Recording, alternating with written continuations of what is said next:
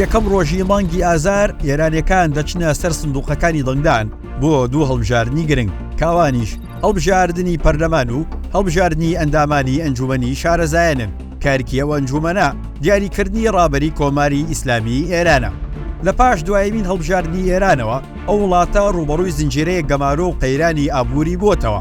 هەروەها خۆپیشاندانەکانی ساڵانی 2022 و 2023 کە بە شۆڕشی ژینا ئەمینی دەناسرێن وڵاتەکەیان خستە تەنگژەی نوێ و ئێستاش پەلکێش کراوە بۆ جەنگی حەماس ئیسرائیل. لێرەدا 5 زانیاری گرنگ لەبارەی هەڵبژاردنەکانی ئێرانەوە دەخینە ڕوو. یەکەم، پێشبینی بەشداریەکی کەم دەکرێت. ئێران 4 ساڵ جارێک هەڵبژاردننی پەرلەمان بەڵام 8 ساڵ جارێک هەڵبژاردننی ئەنجومەنی شارەزایان ئەنجام دەدات. نزیکەی 61 ملیۆن کەس لە کۆی 85 ملیۆن دانیشتووی ئێران مافی دەنگدانیان هەیە. نزیکەی 59,000 بنکەی دەنگدان لە سەرتاسەری وڵاتەکەدا بەڕووی دەنگدەراندا دەکرێنەوە. هەڵبژاردنەکە بە یەک خول ئەنجام دەدرێت و زۆرینەی بنکەکان لە ناو قوتابخانە و مزگەوتەکاندان. بەرپرسانی باڵای ئێران داوا لە هەوڵاتیان دەکەن بە گەرمی بشنە سەر سندوقەکانی دەنگدان، بەڵام دەنگۆیەکی زۆر بڵاوە کە ڕێژەی بەشداری لە ئاستێکی نزمدا دەبێت. دوایەمین هەڵبژاردننی پەرلەمانی ئێران لە ساڵی 2020 دا بوو کە ڕێژەی بەشداری لە 42.7 بوو کە ئەواش کەمترین ڕێژەی بەشداری بوو لە دوای شۆڕشی ئێران لە ساڵی 1979 دا. بە پێڕاپرسێکی کەناڵی دەوڵەتی ئێران زیاتر لە نیوەی بەشداربووان خواستی بەشداریان نییە لە هەڵبژاردنەکەدا. دووەم، پەرلەمان ڕۆڵێکی سنوورداری هەیە. پەرلەمانی ئێران کە لە 290 ئەندام پێک هاتووە بە مەجلیسی شورای ئیسلامی ناو دەبرێت. کاندیدەکان لەلایەن ئەنجومەنی پارێزەران واتە شورای نیگەهبان هەڵسەنگاندنیان بۆ دەکرێت کە ئەندامانی ئەو ئەنجومەنەش لەلایەن ڕابەری باڵای ئێرانەوە دەستنیشان کراونیان قبول کراون. ئەندامەکانیشی لە 12 ئەندام پێک هاتوون.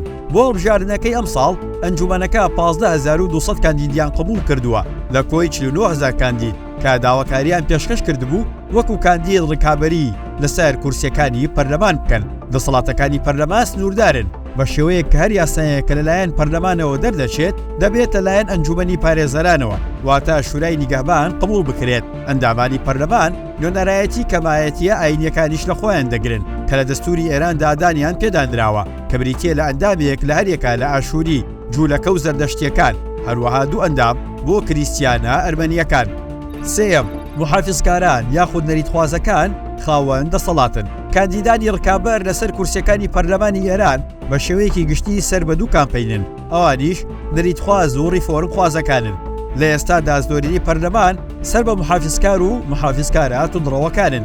زۆرینەی شارەزایان لەو بڕوایەدان کە پەرلەمانی نوێش هەمان پێکهاتی دەبێت. ژمارەیەک لە ئەندامانی ئێستای پەرلەمان مافی شایستەبوونیان لێسەندرایەوە و نەیانتوانیوە ئەم جارە خوان بپاڵێون بۆ هەڵبژاردنەکان.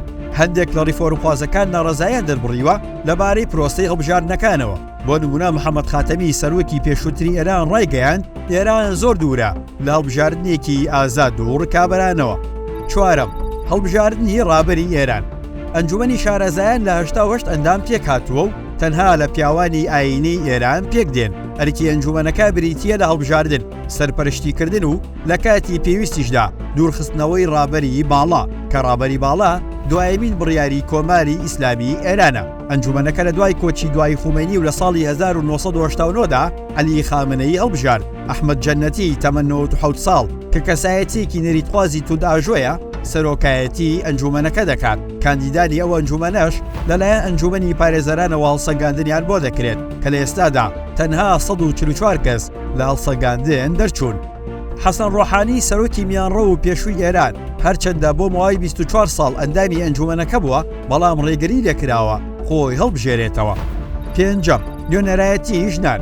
لەم هەڵبژاردنەدا 30 ملیۆن ژن مافی دەنگدانیان هەیە. لە کۆی ئەو کاندیدانەی ڕکابەری لەسەر کورسیەکانی پەرلەمان دەکەن لە 12 ژنن. لە ئێستادا پەرلەمانی ئێران لە کۆی 290 ئەندام تەنها 16 ئەندامیان ژنن. هەڵبژاردنەکە بۆ ژنان ساتەوەختێکی مێژوویە بەتایبەت لە دوای کوژرانی ژینا ئەمینی تەمەن 22 ساڵ لە ئەیلولی 2022 دا لە زیندانی ئێران کە زنجیرەیەک خۆپیشاندان و ناڕەزایی لە سەرتاسەری ئێراندا بە دوای خۆی داهێنا.